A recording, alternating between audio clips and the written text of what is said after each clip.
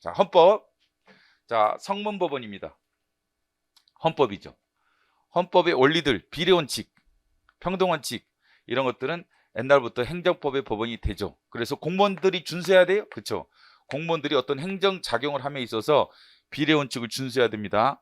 그 다음에 여기 위반되면 위법이라는 게 판례 입장이었기 때문에 헌법상에 올린 비례원칙은 행정법을 해석하는 기준이 될 수도 있고 행정법의 법원으로 인정받아왔다. 뭐가? 헌법상 원리들이 또 기본권이 그렇단 말이죠. 기본권을 이 국가 권력을 구속하느냐, 기본권이 국가 권력을 구속하느냐, 행위규범이냐. 자, 34조 인간다운 생활할 권리라고 하죠. 인간다운 생활할 권리. 쉽게 생각하면 국가에게 급부 청구권을 말하는데, 급부 돈 달라, 급부 청구권 인간다운 생활할 권리인데 이게 행정부를 구속하느냐에 대해서 헌법재판소는 그렇다고 그러죠. 인간다운 생활할 권리는 모든 국가기관을 기속한다. 모든 국가기관, 즉 정부, 그 다음에 법원, 헌법재판소, 국회 모두 구속한다 라는 것이 헌법재판소 입장이죠. 모든 국가기관을 기속한다. 그렇기 때문에 행정부도 어떤 행위를 할 때 인간다운 생활 권리를 실현할 의무를 지게 되는 거죠. 법원도 인간다운 생활 권리를 보장하고 있는지를 심사하게 됩니다. 그래서 인간다운 생활 권리는 뭐다? 행정법의 법원이 된다. 그래서 헌법재판소는 인간다운 생활 권리가 얘네들한테는 최대한의 행위규범이라고 하죠. 최대한. 인간다운 생활 권리를 보장하기 위해서 재정적, 입법적 조치를 취하도록 하는 최대한 행위규범. 헌법재판소에게는 인간다운 생활 권리는 최소한의 통제규범, 최소한의 입법 조치 등을 행했는지에 대한 통제규범으로서 기능한다. 그래서 헌법 34조 기본권인 인간다운 생활 권리가 행정법의 법원이 된다.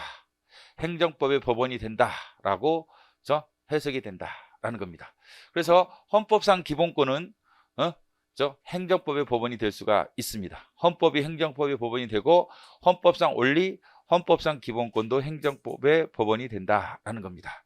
근데 기본권은 어디를 구속하느냐? 다 권력행위, 과세처분할 때도 재산권을 준수해야 됩니다. 헌법 23조 재산권에 위반되는 과세처분하면 안 돼요.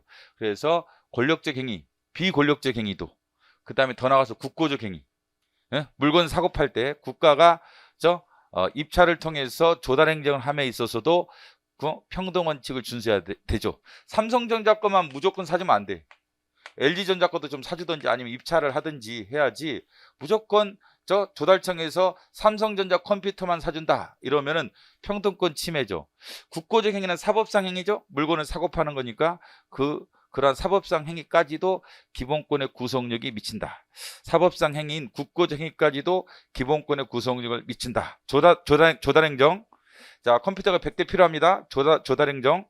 이런 조달행정을 이행하는 과정에서도 뭐가? 평등권을 준수해야 한다는 게 판례 입장이에요.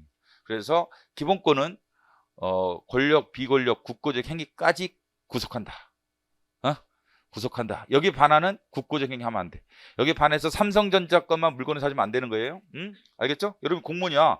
조달청 공무원이야. 야, 나는 무조건 삼성전자야. 이거 안 된다겠죠. 평등권 침해다겠죠. 그래서 기본권이 행정법의 법원, 여러분들이 준수할 규범이란 말이에요. 공무원이 돼서 공무원들이 준수할 규범이 되는 거야. 여기 위반되면 소재기하면 잘못하면 손해배상해 줘야 돼, 국가가. 그렇기 때문에 법원까지도 구속한다. 평등권이. 그 다음에 그래서 법원을 인식 근거로 보면은 헌법은 행정법의 법원이 될 수 없다야? 있다. 헌법상 원리, 헌법상 기본권은 행정법의 법원이 될 수 있다 없다? 있다. 지금 뭐 배우고 있어요? 행정법의 법원. 한마디로 공무원들은 이걸 준수해야 되는지, 행정공무원들은 법관은 이걸 가지고 재판할 수 있는지, 법관은 이걸 가지고 인간다운 생활할 권리, 그다음 평등권 가지고 재판하는지. 그렇다. 그렇다. 여러분 비례원칙을 준수해야 돼. 여러분 평등권을 준수해야 돼. 뭐 할 때? 권력작용할 때, 비권력작용할 때, 국고적 행위할 때 다 준수해야 돼. 여러분 공무원이 돼서 다 준수해야 되는 거예요. 그죠? 법관도 여기에 따라 재판하게 된다라는 거죠. 그래서 행정법의 법원이 돼요? 된다. 자, 헌법 기준 행정권을 직접 구속하지 않으며 그렇지 않죠. 인간다운 생활 권리는 구속력이 있죠. 그렇기 때문에 꼭 법률을 통해서 구속하는 것은 아닙니다.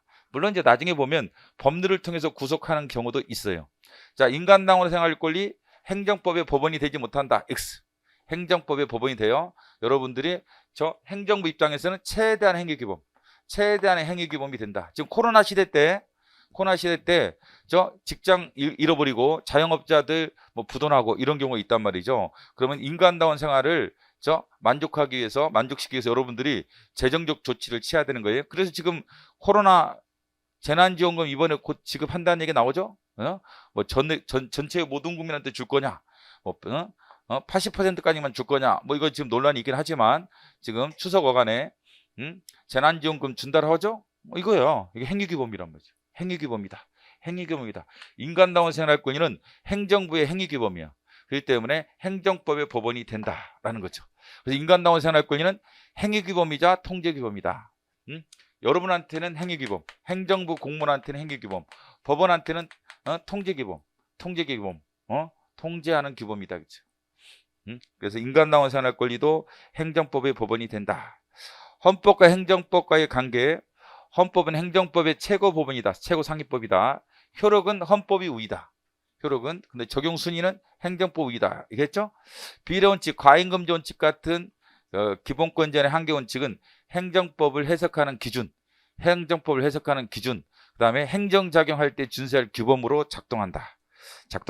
이렇게 보시면 되겠습니다. 법률 뭐 대표적이죠. 법률 대표적이죠. 행정법이 되죠.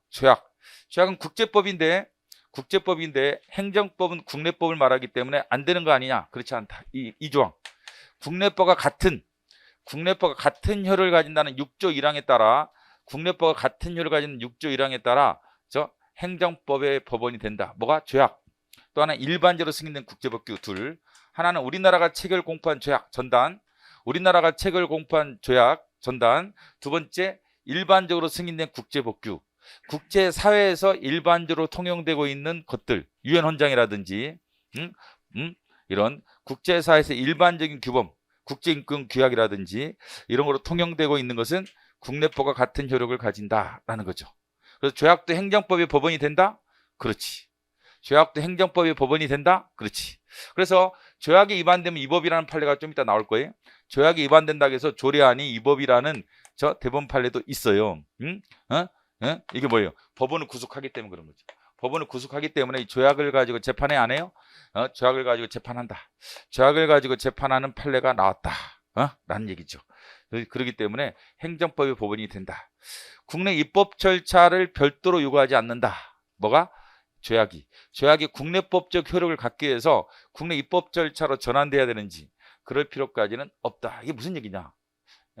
이게 좀 어렵죠, 원래. 그 이혼론이라고 해서 이혼론. 자, 이게 이제 국제법 동네가 있고 국내법 동네가 있어요. 이혼론. 그래서 이 국제법, 조약이 국제법이죠. 얘는 여기서는 효력을 가져. 국제법이니까. 근데 국내법적으로는 효력이 없다. 이게 이혼론이야. 법이 두 개다겠죠. 국제법 동네, 국내법 동네. 그래서 조약은 국제법에서만 효력을 갖고 국내법에서는 효력이 아예 없다. 이게 이혼론 국가예요. 이혼론 하나의 법 질서다. 하나다. 국제법, 국내법 하나다. 그렇죠. 하나다. 그래서 조약이 국제법적 효력을 가지면 국내법적으로 바로 가죠. 조약은 국제법 효력도 갖고 국내법적 효력도 갖게 되죠. 이런 걸 이론론이라고 그래요. 하나의 법 질서다. 그렇죠. 하나의 법 질서다. 조선시대를 떠올려 보세요. 조선시대 때 예를 들면 부산, 서울, 부산 조폭, 부산에서는 알아주는데 서울에서 오면 누구세요? 그런단 말이에요. 누구세요? 그렇지. 지금은 전국구죠. 지금 인터넷도 있고 말이에요. 텔레비전도 있으니까 부산에서 노는 형님 서울에서도 인정해 준단 말이죠. 서울 사람도 다 알아. 유튜브에서 봤는데 뭐 이렇다든지 이런단 말이죠. 근데 옛날 같은 조선시대 때는 뭐 부산에서 아무리 잘 나가봤자 서울에 오면 누구세요? 또 서울에서 인정되더라도 부산에 가보면 누구세요? 이런단 말이죠. 지금은 뭐 KTX 타고 말이죠. 왔다 갔다 하고 말이야.